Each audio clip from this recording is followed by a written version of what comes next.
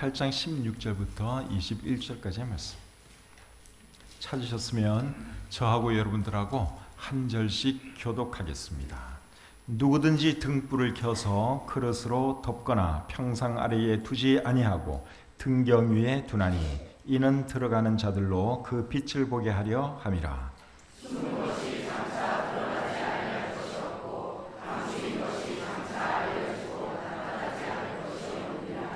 그러므로 너희가 어떻게 들을까 스스로 삼가라. 누구든지 있는 자는 받겠고 없는 자는 그 있는 줄로 아는 것까지도 빼앗기리라 하시니라.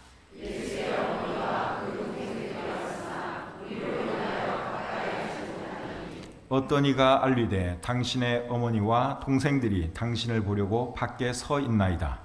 예수께서 대답하여 이르시되 내 어머니와 내 동생들은 곧 하나님의 말씀을 듣고 행하는 이 사람들이라 하시니라. 아멘. 하나님 아버지, 저희들에게 또 음력으로 새로운 한 해를 시작할 수 있도록 해주시니 참 감사합니다. 구정 연휴를 맞이하여 오랜만에 가족들, 친척들 만나서 함께 즐거운 시간 가질 수 있도록 해주신 것도 감사합니다. 오늘 주일을 맞이하여 또 하나님께 예배드리기 위해서 우리 귀한 성도님들 불러주셨는데 오늘 우리가 드리는 이 예배가 하나님께 영광이 되게 하시고 하나님께 큰 기쁨을 드리는 이 예배가 되게 해 주시옵소서. 또 예배드리는 우리 심령들 마음속에도 주님으로 인해서 기쁨이 있게 하시고 오늘 하나님을 만나고 또 하나님의 음성을 듣고 돌아가는 이 한 시간 되도록 역사해 주시옵소서. 모든 것 감사드리며 예수님의 이름으로 기도드립니다. 아멘. 자리에 앉겠습니다. 오늘은 누가복음 8장 16절부터 21절까지의 말씀을 본문으로 해서 어떻게 들을까 조심하라, 이런 제목으로 함께 은혜 나누기를 원합니다. 여러분들 학교 다닐 때 국어 시간에 문단 나누기라는 것 해보신 기억이 있으시죠? 국어 시간에 이렇게 문단 나누기 하는 그런 시간이 있습니다. 그때 기억을 되살려서 오늘 읽은 이 본문을 문단 나누기 한다면 몇 문단으로 나눌 수 있을까요? 크게 두 문단으로 나눌 수가 있습니다. 첫 번째 문단은 16절부터 18절까지, 두 번째 문단은 19절부터 21절까지 나누어집니다. 첫 번째 문단의 내용은 등불은 등경 위에 두어야 한다 하는 내용의 말씀이고, 두 번째 문단의 내용은 예수님의 어머니와 동생들이 예수님을 찾아온 내용이지요. 그런데 첫 번째 문단과 두 번째 문단의 내용에 있어서 공통점이 있습니다. 그게 뭔가 하면 말씀을 듣고 행하는 것을 강조하고 있다 하는 사실이죠. 자, 21절을 한번 보겠습니다. 21절. 예수께서 대답하여 이르시되 내 어머니와 내 동생들은 곧 하나님의 말씀을 듣고 행하는 이 사람들이라 하시니라. 여기 보니까 말씀을 듣고 행하는 것에 대해서 예수님이 강조하는 것을 우리가 볼 수 있습니다. 그 다음에 18절 상반절을 보겠습니다. 그러므로 너희가 어떻게 들을까 스스로 삼가라. 여기에 어떻게 들을까 스스로 삼가라 이렇게 말씀을 하고 있는데, 이 말씀은 어떻게 들을까 조심하라 그 말이죠. 그리고 어떻게 들을까 조심하라 하는 이 말은 들었으면 하나님의 말씀을 행할 줄 알아야 한다, 그러한 뜻입니다. 그래서 오늘 이 본문의 핵심은 하나님의 말씀을 들었으면 행해야 한다, 이것이 오늘 이 본문의 핵심이라고 할 수 있습니다. 본문의 핵심을 염두에 두고 이제 본문의 내용을 살펴보도록 하겠습니다. 16절을 우리 같이 한번 읽겠습니다. 시작. 누구든지 등불을 켜서 그릇으로 덮거나 평상 아래에 두지 아니하고 등경 위에 두나니 이는 들어가는 자들로 그 빛을 보게 하려 함이라. 16절은 등불에 대한 말씀을 하고 있습니다. 예수님이 살았던 그 시절에는 밤에 불을 무엇으로 밝혔는가 하면 등불로 밝혔습니다. 오늘날처럼 전기불이 없던 시절이라서 등불을 켜서 밤을 밝혔습니다. 우리나라에도 옛날에는 호롱불을 켜서 밤을 밝혔던 적이 있죠. 우리 연세 드신 분들은 시골에서 호롱불 켰던 그런 기억이 나실 것입니다. 호롱이라고 하는 것은 석유를 담아두는 석유를 담아서 불 켜는 데 쓰는 그 사기 그릇을 이제 호롱이라 그러죠. 그게 불 붙인 것을 호롱불이라 그러고, 근데 예수님 시대에 사용하던 등불도 우리나라의 호롱불하고 비슷합니다. 예수님 시대에는 석유를 사용하지 않았고 감람 기름을 사용했습니다. 우리나라 호롱불은 석유를 넣어서 불을 밝혔어요. 근데 예수님 시대 등불은 감람유, 그러니까 올리브 기름을 사용해서 불을 밝혔습니다. 그리고 등불을 켜면 그것을 어디에 두는가 하면 등경 위에다 두었습니다. 등경이라는 말은 등잔을 올려놓는 받침대라는 말이죠. 영어로는 램프 스탠드, 그렇게 영어 성경에 나와 있습니다. 그래서 등경에 올려놔야지 불이 조금이라도 더 멀리 비춥니다. 등불을 켜서 그것을 그릇으로 덮어놓는다든가 또 침대 밑에 넣어둔다든가 그러는 사람은 아무도 없습니다. 왜냐하면 등불의 목적은 어둠을 밝히는 것이 그 목적이기 때문에 최대한 많은 사람들에게 빛을 비출 수 있는 그런 위치에다가 두는 것이 상식이죠. 그래서 16절 말씀의 의미는 그런 내용이에요. 전혀 어려운 내용이 아닙니다. 그 다음에 17절을 보겠습니다. 17절. 자, 같이 읽죠. 시작. 숨은 것이 장차 드러나지 아니할 것이 없고 감추인 것이 장차 알려지고 나타나지 않을 것이 없느니라. 등불이 비추면 어둠 속에 있던 것들이 이제 훤히 드러나게 됩니다. 어둠 속에 있을 때는 뭐가 어디에 있는지 무엇이 있는지 전혀 알 길이 없습니다. 캄캄합니다. 캄캄한 방에 이제 등불을 밝히면 어떤 물건이 어디에 있는지 그 윤곽이 드러나게 되죠.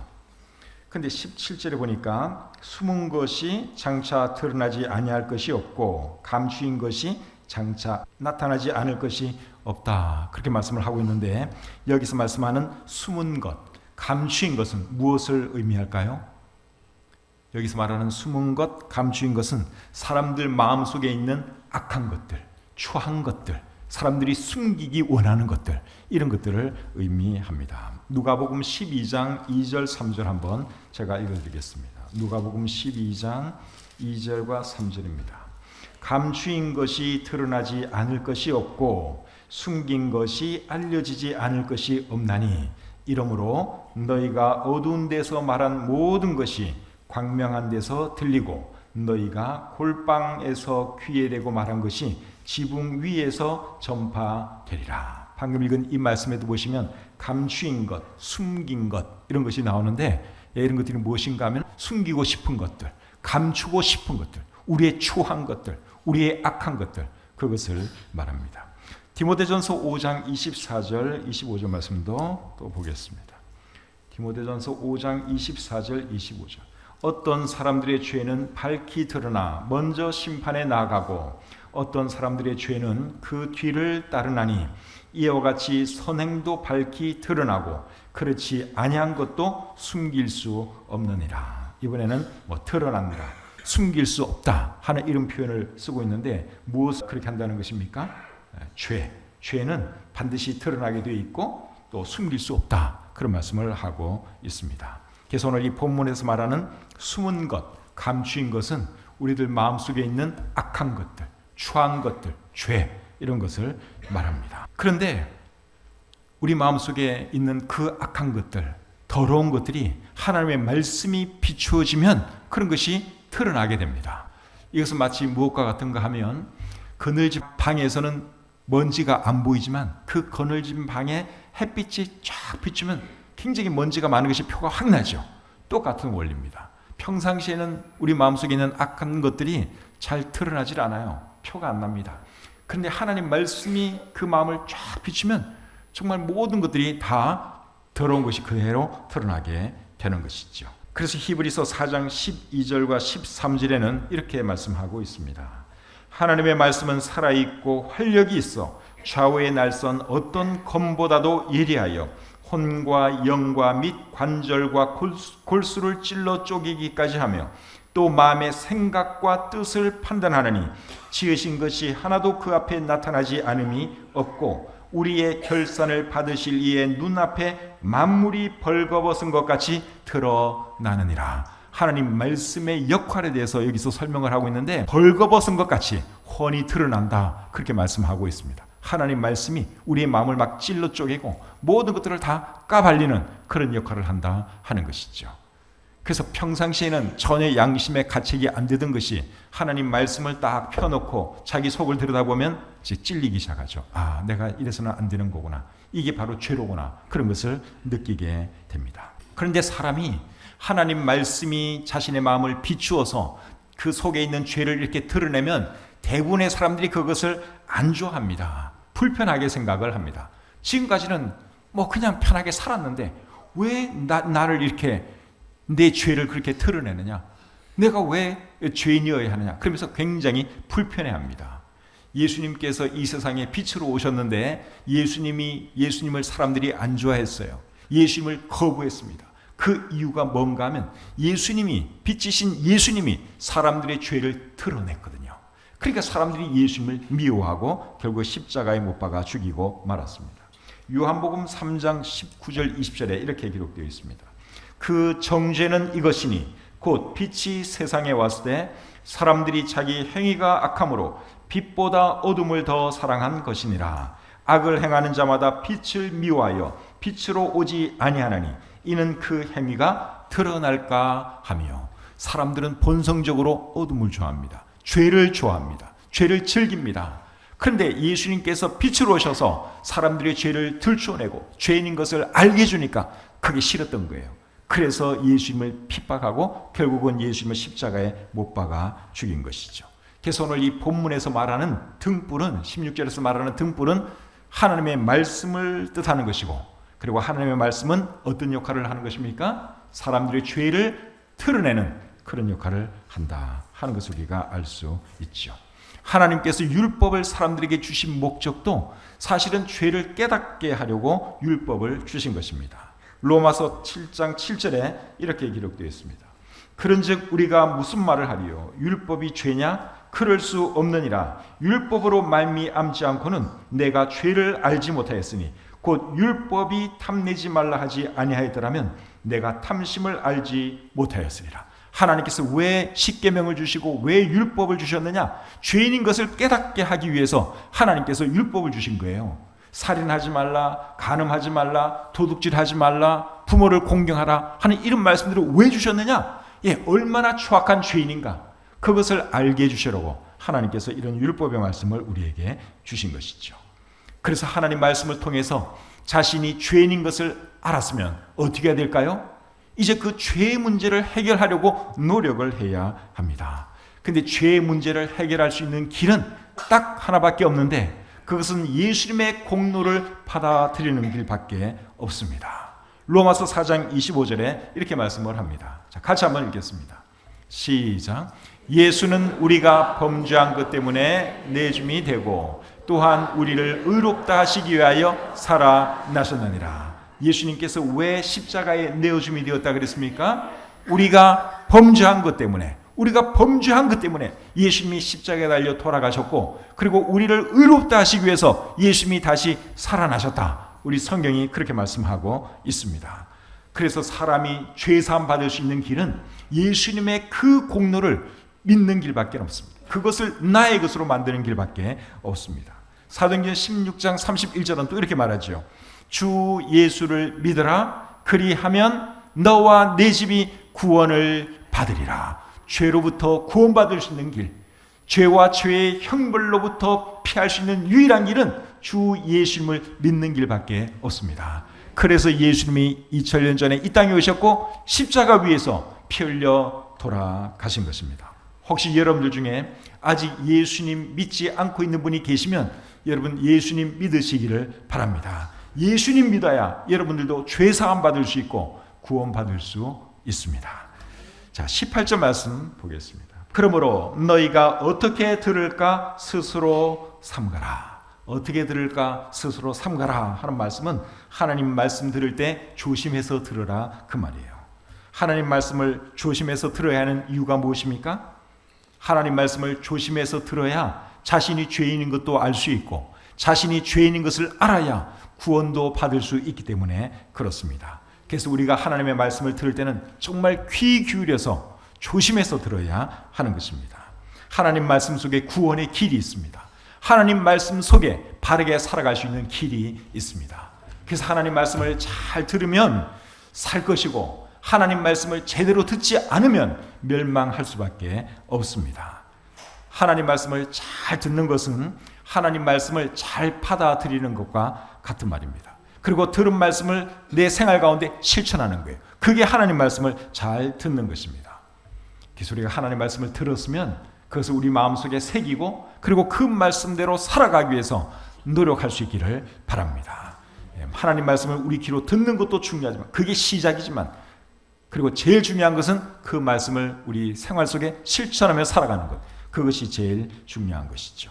요한계시록 1장 3절 말씀 우리 같이 한번 읽어보겠습니다. 요한계시록 1장 3절 시작.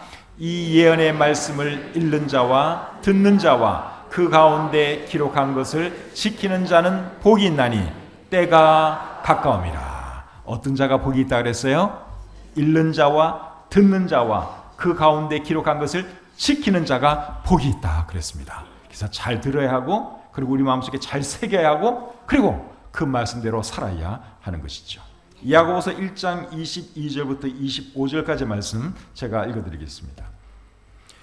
너희는 말씀을 행하는 자가 되고 듣기만 하여 자신을 속이는 자가 되지 말라. 누구든지 말씀을 듣고 행하지 아니하면 그는 거울로 자기의 생긴 얼굴을 보는 사람과 같아서 제 자신을 보고 가서 그 모습이 어떠했는지를 곧 잊어버리거니와 자유롭게 하는 온전한 율법을 들여다보고 있는 자는 듣고 잊어버리는 자가 아니요 실천하는 자니 이 사람은 그 행하는 일에 복을 받으리라. 이 말씀에 의하면 하나님 말씀을 듣고도 행하지 않는 사람은 자신을 속이는 사람이라고 말씀하고 있어요. 그리고 그 행하는 일에 복을 받을 것이다 말씀하고 있습니다. 하나님 말씀을 들을 때 귀 기울여 들으시고 그리고 들었으면 꼭 그 말씀대로 실천하며 살아가시기를 바랍니다. 18절 하반절 말씀 계속 보겠습니다. 자, 같이 한번 읽어볼까요? 누구든지 여기서부터 18절 중간 시작. 누구든지 있는 자는 받겠고 없는 자는 그 있는 줄로 아는 것까지도 빼앗기리라 하시니라. 이 말씀의 의미는 뭘까요? 이게 조금 어려운 것 같아요. 누구든지 있는 자는 받겠고 없는 자는 그 있는 줄로 여기는 것까지도 빼앗기리라. 이 말씀의 의미는 하나님 말씀을 듣고 행하는 자는 행함으로 복을 받을 것이고 듣고도 행하지 않는 자는 들은 말씀까지도 빼앗기게 될 것이다. 그러한 의미입니다. 오늘 이 본문 바로 앞에 어떤 말씀이 있었는가 하면 씨 뿌리는 자의 비유 말씀이 있었습니다. 씨가 길가에 뿌려지면 길가에 뿌려진 씨, 땅으로 뿌리를 내리지 못한 그 씨는 결국 어떻게 된다 그랬죠? 새가 와서 쪼아먹는다고 말씀하고 있습니다. 그것은 우리가 하나님 말씀을 받아들이지 아니하면 우리 마음속에 있는 그 말씀을 사탄이 빼앗아간다 하는 그런 뜻이라고 그 위에 말씀이 기록하고 있습니다. 누가복음 8장 12절 제가 한번 읽어드려보겠습니다. 길가에 있다는 것은 말씀을 들은 자니 이에 마귀가 가서 그들이 믿어 구원을 얻지 못하게 하려고 말씀을 그 마음에서 빼앗는 것이요. 말씀을 그 마음에서 빼앗는 것이라고 여기 말씀하고 있죠. 이제 이 말씀을 염두에 두고 18절 하반절을 읽으면 이 말씀의 의미가 눈에 확 들어옵니다. 누구든지 있는 자는 받겠고 없는 자는 그 있는 줄로 아는 것까지도 빼앗기리라. 그러니까 하나님 말씀을 듣고도 그것을 받아들이지 않고 실천에 옮기지 않으면 마귀가 그 말씀을 빼앗아간다 그 말입니다. 그러니까 우리가 하나님 말씀을 들을 때는 마귀에게 빼앗기지 않기 위해서라도 잘 들어야 하고 마음속에 잘 새겨야 하고 그리고 그것을 우리 생활 가운데 실천해야 하는 것이죠. 사도행전 24장에 보면 벨릭스 총독에 대한 말씀이 기록되어 있습니다. 이 사람은 사도 바울이 전해주는 하나님 말씀을 듣고 굉장히 두려웠습니다. 하나님 믿지 않고 예수님 받아들이지 않으면 심판받는다는 그 말씀을 듣고 이 사람이 굉장히 두려웠어요. 그런데도 끝내 예수님을 믿지는 않습니다. 그렇게 하니까 결국 어떻게 된 줄 아십니까? 두렵고 그럴 때는 믿고 예수님을 받아들여야 하는데 그렇게 하지 않았더니 이 사람이 결국 어떤 사람이 되었느냐? 돈이나 밝히는 그런 사람이 되고 말았습니다. 사도행전 24장 25절 26절 말씀 제가 한번 읽어드리겠습니다. 바울이 의와 절제와 장차오는 심판을 강론하니 벨릭스가 두려워하여 대답하되 지금은 가라. 내가 틈이 있으면 너를 부르리라 하고 동시에 또 바울에게서 돈을 받을까 바라는 거로 더 자주 불러 같이 이야기하더라. 그러니까 이 사람이 하나님 말씀 들었을 때는 굉장히 두려웠어요. 아, 내가 하나님을 거부하면 심판당하는구나. 하나님은 살아계시는구나. 굉장히 두려웠어요.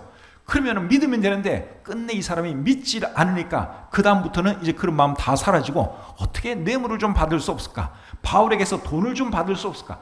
그런 거 생각하는 인간이 되고 말았다 하는 것이죠. 그래서 이 말씀을 그 다음에 계속 읽어보면 벨릭스 총독이 예수를 믿었다는 기록이 없습니다. 그때 두렵고 그럴 때 믿었어야 되는데 이 사람이 받아들이지 않으니까 결국은 그 말씀을 누가 빼앗아간 거예요? 사탄이 빼앗아간 거예요. 그 다음부터는 그냥 어떻게 하면 돈이나 좀 더 받을 수 있을까? 이런 것만 생각하는 그런 저질스러운 인간이 되었다 하는 것이죠. 우리 중에는 그런 사람이 없기를 바랍니다. 하나님 말씀을 들으면 여러분 그 말씀을 꼭 실천하십시오. 여러분 중에 구원받지 않은 분이 이 중에 한 분이라도 계시면 하나님께서 여러분들 마음에 감동을 주시고 어떤 두려움을 주실 때 그것을 거부하지 마시고 받아들이셔야 돼요. 예수님을 믿으셔야 됩니다. 그런데 계속 마음을 강팍하게 하고 믿지 않고 하면은 사탄이 그 말씀을 빼앗아가요. 그 다음부터는 이제 아무런 감동이 없습니다. 구원받을 기회를 영영 잃어버릴지도 몰라요. 이게 비극이죠. 그런 일이 일어나서는 안 될 줄 믿습니다. 자, 이제 두 번째 문단에 있는 내용을 보도록 하겠습니다. 본문 19절, 20절. 예수의 어머니와 그 동생들이 왔으나 무리로 인하여 가까이 하지 못하니 어떤 이가 알리되 당신의 어머니와 동생들이 당신을 보려고 밖에 서 있나이다. 이 말씀 보니까 예수님의 어머니와 동생들이 예수님을 찾아왔습니다. 예수님의 동생들은 마리아가 예수님을 낳은 후에 요셉을 통하여 낳은 그러한 자녀들입니다. 우리 성경에 보시면 예수님의 동생들 이름이 나와 있는데 야고보, 요셉, 시몬, 유다 이런 사람들이 예수님의 동생들입니다. 물론 여동생들도 있었는데 여동생 이름은 우리 성경에 안 나와 있고 예수님의 남자 동생들 이름이 우리 성경에 4사람 나옵니다. 근데 이 사람들이 왜 예수님을 찾아왔는가 하면 오늘 본문에는 안 나와 있어요. 근데 다른 사복음서를 읽어보면 예수님이 미쳤다는 말을 듣고 염려가 되어서 찾아온 것입니다. 마가복음 3장 21절에 그렇게 기록이 되어 있습니다. 마가복음 3장 21절 제가 읽어보겠습니다. 예수의 친족들이 듣고 그를 붙들러 나오니 이는 그가 미쳤다 하밀어라. 그러니까 예수님이 미쳤다는 말이 쫙 퍼졌어요. 그래서 예수님의 어머니와 동생들이 지금 예수님을 만나려고 찾아온 것입니다. 마가복음 3장 31절과 32절에 보시면 이제 이렇게 기록되어 있어요. 그때 예수의 어머니와 동생들이 와서 밖에 서서 사람을 보내어 예수를 부르니 무리가 예수를 둘러 앉았다가 여짜오되 보소서 당신의 어머니와 동생들과 누이들이 밖에서 찾나이다. 그러니까 미쳤다는 소리를 듣고 예수님의 형제들이 예수님을 찾아온 것입니다. 이 시점에서는 예수님의 동생들이 예수님을 하나님의 아들로 메시아로 믿지를 않았습니다. 그런데 나중에는 예수님의 동생들이 예수님을 다 믿게 되죠. 그래서 사도행전 1장 4절에 보시면 이제 초대 교회가 태동될 그 즈음에 제자들과 그리고 예수님의 어머니 마리아와 예수님의 동생들이 함께 기도하는 것이 우리 성경에 기록되어 있습니다. 그리고 야고보 동생 같은 경우에는 나중에 예루살렘 교회의 중요한 지도자가 되어 있습니다. 시간 관계상 찾지는 않겠지만 사도행전 12장 17절, 15장 13절, 21장 18절을 읽어보시면 초대 예루살렘 교회의 담임 목사님이 야고보입니다. 베드로가 아니고 야고보가 예루살렘 교회의 담임 목사님이 되어 있습니다. 육신의 동생 야고보가 그런 중요한 역할을 감당하고 있습니다. 그리고 예수님의 동생 야고보가 성경 66권 중에서 한 권을 기록했는데 그 책의 이름이 야고보서입니다. 처음에는 안 믿었던 사람이에요. 그런데 예수님을 믿고 교회의 지도자가 되고 성경의 한 부분을 그가 기록하게 되었습니다. 유다라는 동생은 유다서를 기록했죠. 요한계시록 바로 앞에 있는 유다서라고 하는 책을 예수님의 동생 유다가 기록했습니다. 믿지 않던 동생들이 여러분 어떻게 예수님을 갑자기 믿게 되었을까요? 예수님이 부활하신 뒤에 부활하신 예수님을 동생들이 만난 거예요. 그래서 그들이 우리 형님이 저 예수님이 정말 자기가 말하는 것처럼 하나님의 아들이 맞구나. 메시아가 맞구나. 그것을 알게 되었고 믿게 된 것이죠. 자, 21절 말씀 계속 보겠습니다. 자, 같이 읽겠습니다. 시작. 예수께서 대답하여 이르시되 내 어머니와 내 동생들은 곧 하나님의 말씀을 듣고 행하는 이 사람들이라 하시니라. 어머니와 동생들이 찾아온 것을 듣고서 예수님이 뭐라 그랬죠? 하나님 말씀을 듣고 행하는 이 사람들이 내 어머니요 내 동생들이라. 예수님이 그렇게 말씀을 하셨습니다. 그렇게 말씀하신 이유는 예수님께서 육신의 어머니 마리아와 자기 육신의 동생들을 부인하기 위해서 그렇게 말하는 것이 아니라 영적인 가족이 얼마나 중요한가 그것을 강조하기 위해서 이제 이런 말씀을 하신 것이죠. 그래서 이 말씀에 의하면 예수님이 제일 사랑하는 사람들, 예수님이 제일 가깝게 생각하는 사람들이 누굽니까? 하나님 말씀을 듣고 행하는 사람들, 하나님 말씀에 순종하는 사람들을 예수님은 사랑하시고 가깝게 생각하시고 좋아하십니다. 이것은 인간 부모들도 마찬가지 아닙니까? 한 부모에게 여러 자녀가 있다면 그 중에서 어떤 자녀를 제일 좋아합니까? 일반적으로 부모님들이 순종 잘하는 자녀를 제일 좋아합니다. 아무리 잘난 자녀를 할지라도 순종하지 않고 말 안 듣고 부모 무시하고 하는 자녀는 부모가 전혀 반갑지 않아요. 그런데 많이 못 배웠어도 가진 것이 없어도 그저 부모 공경할 줄 알고 부모 말씀에 순종하는 자녀가 있다면 그 자녀가 귀한 자녀입니다. 우리 하나님도 마찬가지예요. 예수님도 마찬가지고 어떤 사람이 예수님께 귀한 사람들이냐? 하나님 말씀에 순종하는 사람들, 하나님 말씀을 지키면서 살아가는 사람들, 그런 사람들을 우리 하나님은 귀하게 보시고 사랑해 주신다 하는 것이죠. 우리 하나님은 예배 잘 드리는 사람도 사실은 굉장히 좋아하세요. 근데 하나님은 예배 잘 드리는 사람보다 더 사랑하는 사람이 또 누군가 하면 하나님 말씀에 순종하는 사람들입니다. 아무리 예배 생활 그럴듯하게 해도 순종하지 않으면 하나님 별로 관심이 없어요. 사무엘상 15장 22절 23절 제가 한번 읽어드리겠습니다. 사무엘이 이르되 여호와께서 번제와 다른 제사를 그의 목소리를 청종하는 것을 좋아하심같이 좋아하시겠나이까? 순종이 제사보다 낫고 듣는 것이 수양의 기름보다 나으니 이는 거역하는 것은 점치는 죄와 같고 완고한 것은 사신 우상에게 절하는 죄와 같음이라. 이게 보니까 순종이 제사보다 낫다 그렇게 말씀을 하고 있습니다. 제사는 예배 행위를 말하는 거예요. 그러니까 예배하는 사람을 하나님이 참 기뻐하시는데 그보다 더 기뻐하시는 사람이 누구냐? 순종하는 사람, 하나님 말씀을 지키면서 살아가는 사람, 그런 사람을 우리 하나님은 기뻐하십니다. 이 세상을 살아갈 때 여러분 우리가 하나님 말씀에 순종하면서 살아갈 수 있기를 바랍니다. 그런 사람이 되어야 하나님께서 우리를 사랑하시고 우리를 가깝게 생각하시는 거예요. 그리고 그렇게 하려면 하나님 말씀을 잘 들어야 하고 하나님 말씀을 실천하려고 노력해야 합니다.